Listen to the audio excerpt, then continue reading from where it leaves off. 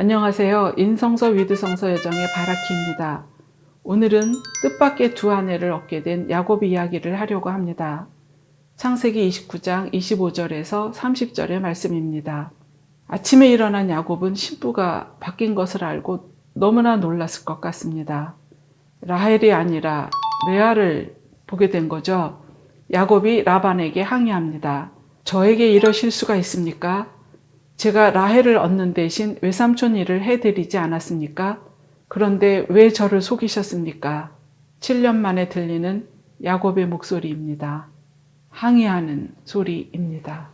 그러나 라반의 대답은 아주 간단합니다. 미안함도 주저도 없습니다. 우리 고장에서는 작은 딸을 맏딸보다 먼저 주는 법이 없다. 이어서 단숨에 말합니다. 이 초래 주간을 채워라. 그리고 내가 다시 7년 동안 내 일을 해준다면 작은 애도 우리가 너에게 주겠다. 라반은 계획이 있었던 것입니다. 일 잘하는 야곱을 묶어놓는 방법을. 그래서 큰딸까지 야곱에게 드리기로 한 것입니다. 당시는 일부 다처제가 통용되던 시대이니까요. 야곱은 망연자실했을 것입니다. 이런 꼼수를 쓰기 위해 라반이 제시한 근거가 우리 고장에서는 작은 딸을 맏딸보다 먼저 주는 법이 없다입니다. 이것은 너무도 날카로운 지적이며 공격입니다. 굳이 우리 고장을 들먹이며 아우가 형을 앞설 수 없다고 말합니다. 이것은 야곱의 사정을 다 아는 사람이 의도적으로 약점을 지적하며 함부로 대하는 것입니다. 너의 고장에서는 아우인 내가 형을 제꼈는지 모르겠으나 우리 고장에서는 어림없다는 말로 들립니다. 그렇다면 사실 야곱이 처음 라헬을 달라고 제안했을 때 혹은 기한이 되어 라헬을 아내로 달라고 했을 때 말했어야 합니다. 그러나 라반은 그렇게 하지 않았고 왜 속였냐는 질문에는 답을 하지도 않습니다. 내가 내 아버지와 형을 속인 이유와 같지 않겠느냐는 것이겠죠. 자신의 욕심과 이득을 위해서 속임수를 썼던 내가 무슨 할 말이 있겠느냐는 것입니다. 완전 갑인 라반은 당당하게 말을 계속합니다. 이 초래 주간을 채워라. 그리고 내가 다시 7년 동안 내 일을 해준다면 작은 애도 우리가 너에게 주겠다. 야곱은 할 말이 없습니다. 의리라서 그렇기도 하지만 과거에 자신이 한 짓이 자신을 올가매고 있기에 더욱 그렇습니다. 라반의 행동에 대항할 전의도 상실했고 라헬을 얻기 위해서 다른 방법도 없습니다. 야곱이 이때 얼마나 화가 나고 억울했을지, 무슨 생각을 하였을지 성경은 말하지 않습니다. 독자들의 몫으로 남겨두는 것입니다. 야곱이 초래 기간을 채우자 라반이 라헬을 그에게 아내로 줍니다.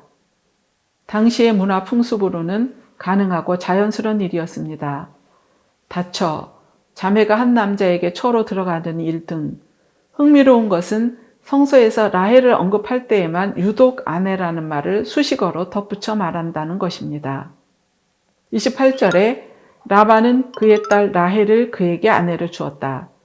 레아의 경우에는 23절에 저녁이 되자 그는 딸 레아를 야곱에게 데려다 주었다 하는 식입니다. 실제적으로 야곱이 한자리에 든 여인은 넷이고 자식들을 낳는 여인들도 넷인데 유독 라헬에게만 이샤, 곧 아내라는 말을 사용하는 것은 아마도 야곱의 마음을 표현하는 듯 합니다. 에사우는 속았을 때 아버지께 억울함을 하소연하며 목 놓아 울 수 있었습니다. 아버지가 그의 억울함과 상실에 동감하고 동참하며 함께 놀라고 함께 참담해 했습니다. 그러나 야곱은 속이는 자의 횡표를 홀로 고스란히 감당하고 속는 자의 아픔을 홀로 감당합니다. 그에게 유일한 삶의 희망이었던 것을 정당하게 노력했음에도 불구하고 받지 못하는 빼앗기는 박탈감, 고통을 체험합니다. 아무튼 야곱은 그저 라반의 제안대로 합니다. 훗날에 보면 야곱이 형 에사우에게 호의를 얻고자 진정으로 애쓰는 모습이 나타나는데 어쩌면 이때부터 야곱은 형의 절망과 아픔을 이해하기 시작했는지도 모릅니다. 그러면서 야곱의 삶이 계속됩니다. 그의 타향살이가 아버지 이삭의 바람대로 여정을 걷는 길이기를 바랍니다. 야곱은 어쩌면 주님께서 그를 다시 고향으로 인도할 수 있도록 하는 길을 걷는 중일 것입니다.